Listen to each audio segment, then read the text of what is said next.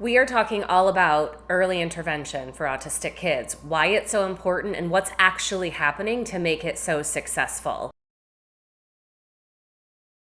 My name is Carrie Sousa Woodward. I'm a board certified behavior analyst, and I've been working with autistic children and adults for over 20 years now. The brain is amazing, you guys, and I'm not a neuroscientist, I'm a behavior analyst. But I have this profound respect for all of the amazing things that are happening in our brain that controls everything in our body. Our brains don't actually stop growing and changing until our mid to late 20s. And this is often something that people talk about as a detriment, like kids who have underdeveloped brains or their brains haven't fully formed yet. But I think it's an amazing, remarkable aspect of human brains. What it does is it allows all of this really cool time where the brain is still changing and growing, and we have the opportunities to give that brain input to help it make new changes all of the time. You see, the brain has this thing called plasticity, and this just means how easily is it changed? Is it able to change very rapidly and quickly, or is it pretty cemented in its patterns and unable to change? The brain plasticity is incredibly high when children are younger, specifically like ages 0 to 3 years old. But it doesn't mean that after the age of 3 the brain stops changing. It just means that this period from 0 to 3 is the time when the brain is most easily changed. But again, I'm not a neuroscientist, so why am I talking about the brain?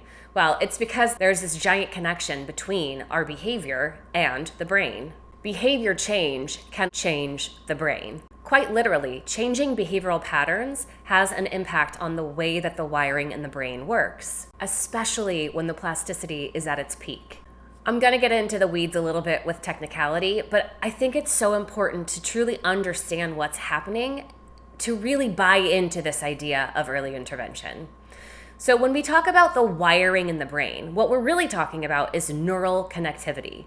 This just means the connections between different neurons in the brain. These connections between neurons are what are sending signals all of the time, and this is how the brain is working. It's sending signals between neurons all day, every day. And this is amazing, you guys. When babies are born, there are about 2,500 connections happening. But by the age of 3, there are about 15,000 connections between each neuron, which is like an explosion of neural connectivity. And these connections come from experiences, behavioral experiences in our environment. As we repeat experiences, the connection gets stronger. So things that we do repeatedly, the connection gets stronger and stronger. But our brain doesn't have the capacity to keep all of these connections going throughout our life. So it also has to weed out some of these connections that are not important. So you may do something once, and if an initial connection forms, but then if you never do that again, that connection sort of dies off because the brain decides it's not an important connection to keep. And this is how behavior forms connections in the brain, is that as we do things repeatedly, we're getting stronger and stronger connections. And this just speaks to why this critical period of 0 to 3 is so important for early intervention, because this is when the brain is sort of exploding with connections, forming the right connections and getting rid of the connections that are unimportant. Okay, so how does this all relate to autism? Autism is a neurodevelopmental disorder, which means it's a disorder that's highly focused in the brain. We say that autistic people are neurodivergent, which just means that their brains are working differently than a neurotypical brain is. And this difference likely stems from genetic differences. Autistic people have a different gene composition than a neurotypical person would. And what neuroscientists say about autism is that the autistic brain is sometimes making unhelpful connections in the wiring in the brain based on their experiences. So the experiences of the autistic baby and toddler is different than the experiences of a neurotypical baby and toddler. And so through these different experiences, different connections in the brain are forming. And sometimes with the autistic brain, it can be unhelpful connections. And though a brain can't unlearn, it can form new connections that sort of override old connections that may have been unhelpful. And the newer connection may be more helpful or beneficial to the person. And because connections get stronger as we repeat things, the earlier that we can start to sort of rewire the connections, the better the outcomes are. And so that's what early intervention is aimed to do. It is taking this high plasticity time to work on forming new connections that are going to benefit the person more than the connections that their brain was making already. So to the critics that say that applied behavior analysis, or ABA, is all about just changing people's behavior, to a certain extent, sure, there is behavior change, but the behavior change is really linked to these more important critical brain changes that are happening, especially in this early intervention phase where we're rewiring connections and getting rid of some of these older connections that are not helpful to the person. Now I want to talk about something that I like to call the 18-month invisible rule. If you have a child that has autism, they most likely experienced developmental delays all through their development, right? If you have a child, you're very used to going to your pediatrician appointments once a month, once every 3 months, and every single time your doctor is asking you questions about your child's development. This is to see whether or not your child is sort of on track with development or if they're experiencing some sort of developmental delays. And in my experience, with the parents that I have worked with, there was always some apparent delay through development. It didn't just all of a sudden appear. Now, for some kids, their development was typical, and then they experienced some sort of regression, maybe following an illness or some sort of event. But for most of the parents that I worked with, development was always atypical. So at every single doctor's appointment, they were behind on their developmental milestones.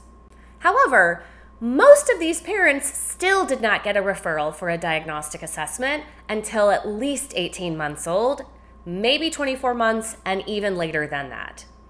I had one client whose parent told me about every single pediatrician visit talking about her concerns, that the kid was not meeting their milestones, they weren't babbling when they were supposed to be babbling, everything was a bit delayed, and at every single appointment the pediatrician told her, if the delays are still present by 18 months, then I will refer you for speech therapy and possibly diagnostic assessment. And sure enough, at that 18-month mark, the kid was still delayed. And so at that point, they got the referrals for speech therapy and potentially a diagnostic assessment. And maybe there's a pediatrician that can possibly enlighten as to why we are waiting for this invisible 18-month marker in order to make referrals. Because my experience is with kids who go on to receive a diagnosis of autism, and this is the parents' pool that I end up talking to, all of these kids who were experiencing delays throughout development did go on to receive a diagnosis of autism.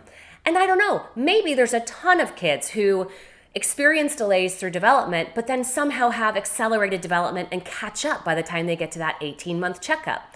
Maybe it's a 50-50 chance for a pediatrician where if there are delays, 50% of the time those delays are still evident at 18 months and you go on to receive some sort of referral. And the other 50%, the kid's development accelerates and they catch up on the delays and everything is fine. So maybe that would make sense why a pediatrician or another doctor wouldn't want to jump the gun on referring for a diagnostic assessment. Or maybe the diagnostic tools that we have available to us just aren't sensitive enough to pick up on autism younger than 18 months. I did work with a client once that received a diagnosis at 15 months, but this was because they had an older sibling that already had a diagnosis of autism, and so the parents were super hyper aware about symptoms to be watching for. So I know that the diagnostic tools can work younger than 18 months, but maybe they're not designed to. I don't really know the reason. I would love to know some of the rationale as to why we continue to wait so long to make referrals for autism when the delays are often very evident well before the 18 to 24 month mark. And this goes back to the earlier conversation about brain plasticity and this period of time between 0 and 3 that is so critical for the brain neural connection explosion and how we can work to rewire the connections that aren't working well in the autistic brain. If we're not referring kids until the 24-month mark, and then they have to wait for an assessment, and then they have to wait to get into a treatment program, and then they have a behavioral assessment that needs to be conducted, they're not actually starting their intervention until after the age of 3, 4, 5. It doesn't mean that intervention doesn't work. The brain is still able to rewire itself, but it takes a lot more repetition in order to make these neural connection changes. And so you have a much harder job as kids get older than if we could get our hands on them at an earlier age. So if most parents that I worked with whose child did go on to receive a diagnosis of autism were concerned about their child's development well before 18 months, the only logical conclusion that I can draw is that we need to be able to make early intervention resources available to these parents before their child even gets a diagnosis, when they're first concerned about development, when they're going through the diagnostic assessment process. Before they can actually get into a formal intervention treatment, we need to be able to give parents early intervention tools to be doing on their own with their kids to stimulate this neural connectivity during the high plasticity time. And so what could be the downfall? Well, you might have a child who does experience delays, and a parent wants to work on some of these early intervention strategies, and then the child goes on to not actually receive a diagnosis of autism. Could there be any drawbacks to that? Let's talk about what actually goes into an early intervention treatment that I would propose for a child. First, we're going to talk about language, because what we know about autism is that you have deficits in social communication, which would be language, and social interaction. So let's talk just about the language piece. Because I spent about 15 years working with autistic kids and specifically on language development before I ever had my own children, it was just sort of the natural thing that I did with my kids as I was working with them as babies. It's how I worked on their language development because it came so naturally to me. And what I can tell you from my own very small sample size is that my kids just learned to talk earlier than most kids did. And this was awesome because my kids could communicate to me what they wanted and needed, which severely decreased their frustration, which is where you sort of get the tantrums that happen in that 2-year-old range. So I don't see any negative drawbacks to working on early intervention strategies devoted to language production, even if that child doesn't go on to receive a diagnosis of autism spectrum disorder. The language production piece is just about forming sounds, giving our children opportunity to use their vocal cords to produce sounds, repeating it over and over and over again. Again, experiences for our kids at a repeated way to form these neural connections strongly during this really critical period. So I think, autistic or not, whether your child is experiencing delays, then these early communication strategies couldn't hurt and could really only benefit. In terms of the socialization piece, this is really working on creating value in people and faces and social interaction. I'm going to get technical again, only because I feel like it's so important to really truly understand all of this in order to buy into why it's so important for our kids. The technical term is reinforcer. A reinforcer is any event or item that when it is given or produced after a behavior, it strengthens that behavior moving forward. Some aspect of that behavior is strengthened, whether it's that it happens more reliably or that it increases in frequency or it's stronger in magnitude. Some aspect of behavior is strengthened when it is followed by a reinforcer. And this is not unique to autistic people. Reinforcement is a general universal behavioral principle for all humans. All of our behavior that we engage in is somehow reinforced or has a history of reinforcement. Otherwise, we wouldn't engage in it. Behavior that doesn't access reinforcement goes away. It stops happening. So from a scientific perspective, behavior that we want to see requires reinforcement in order for it to continue to occur. And there are different types of reinforcers. There are different things that serve as reinforcers for different people. Something that serves to reinforce me, like ice cream, wouldn't serve to reinforce somebody who hated ice cream or got sick when they ate ice cream. So reinforcers are unique to every individual. And many reinforcers for us are social in nature. However, autistic people tend to be less sensitive to social reinforcement. And this idea is very well documented in the literature and the research, that autistic people are not reinforced as much by social reinforcement. People's faces, smiles, claps, thumbs up, social reinforcement in general is less effective than other tangible reinforcement, like getting access to preferred things or watching things that they really love.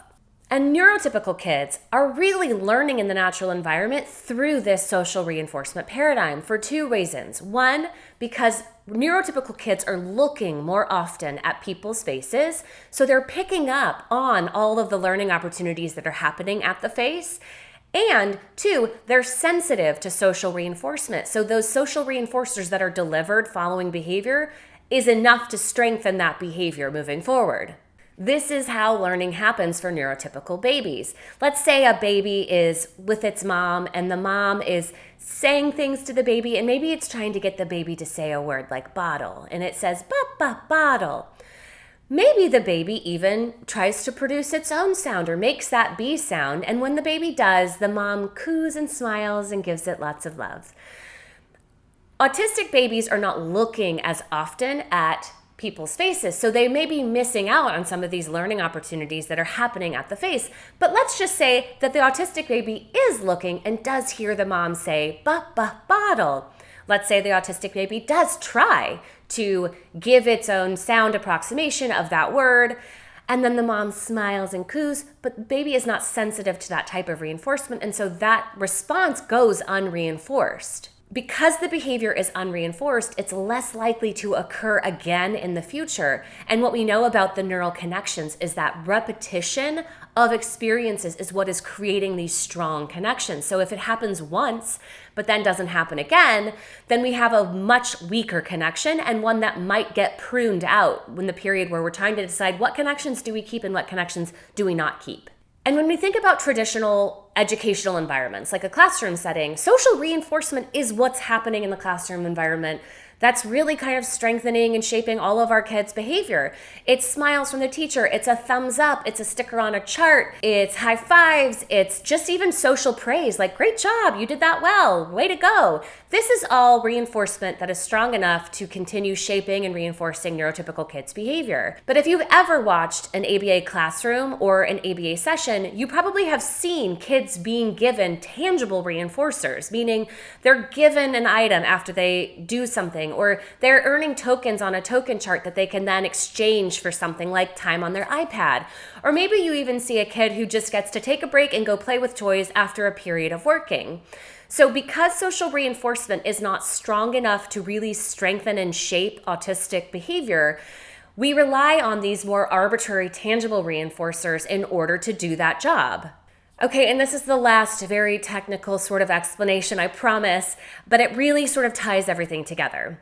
Many things in our world that serve to reinforce us didn't always reinforce us. It may have been sort of neutral or didn't have any value to us at some point in our lives. But when we pair neutral or valueless things with things that serve as reinforcers, some of that value can get transferred. So here's my example. Money, dollars, for young kids is sort of valueless. It doesn't mean anything to them. When you don't understand that you can exchange it for the things that you like, it's just sort of like a piece of paper. If I asked my 3-year-old son to do something, and when he followed my instruction, I gave him $1, he'd look at me like I was from outer space. But if I gave him an M&M, he'd be pumped, and I would definitely see that behavior increase in the future. However, you can create value with things that do not hold value.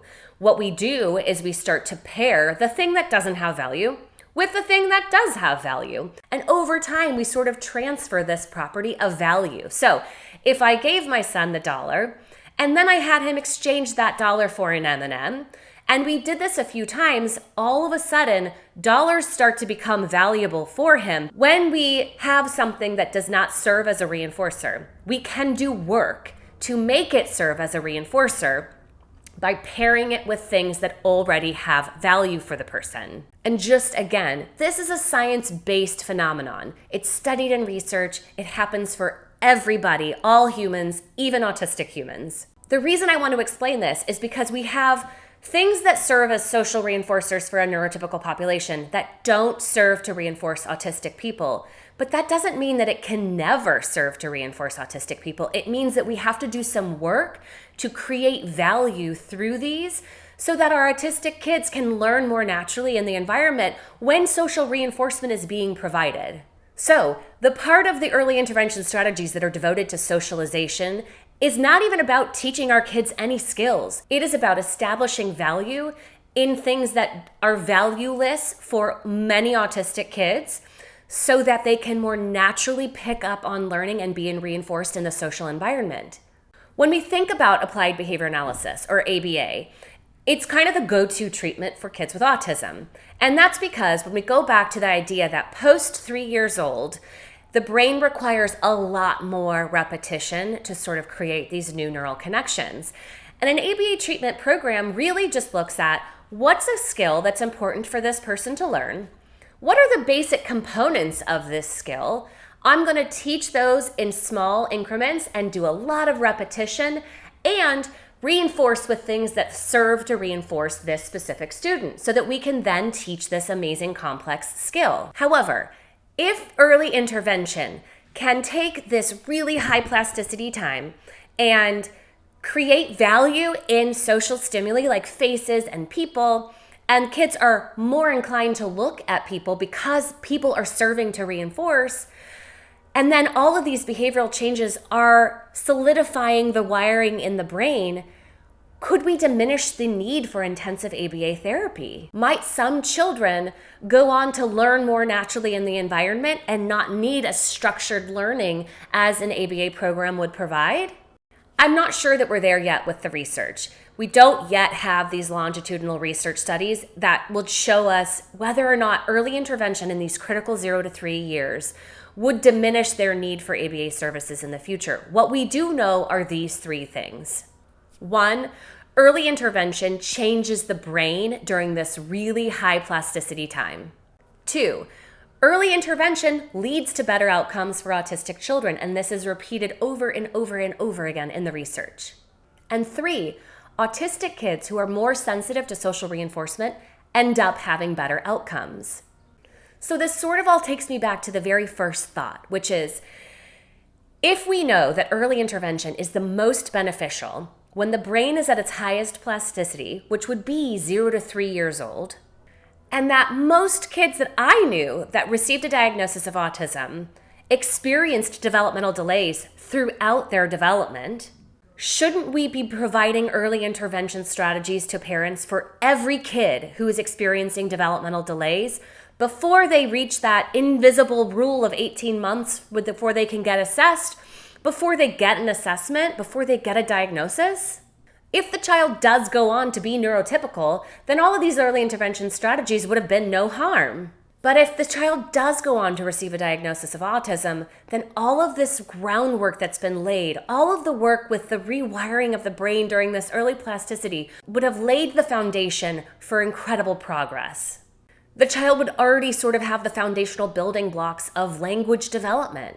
The child would already be more aware of social stimuli within their environment. They'd be more drawn to people and faces. They'd be looking at people more often to pick up on all of the learning that's happening at the face. And they would become more sensitive to social reinforcement in the natural environment, which just means that learning can happen a lot more naturally in the environment rather than needing to have programmed and structured learning for these kids. I can't possibly think about a potential downfall of providing early intervention strategies to all parents whose kids are developmentally delayed, regardless of whether or not the child has a diagnosis. If you can think of something, leave it in the comments below, because this is a conversation that is definitely in its early stages. And all I want to do is get critical information into the hands of parents who have young children who are still in that area where so much change can happen. And that's my spiel. That's why I think it's so important to try to educate and get information out there, because there's so much that can be done. And I'm looking forward to giving you some of these early intervention strategies as we move forward. Like and subscribe to be a part of the conversation and to join on this journey talking about early intervention and autism.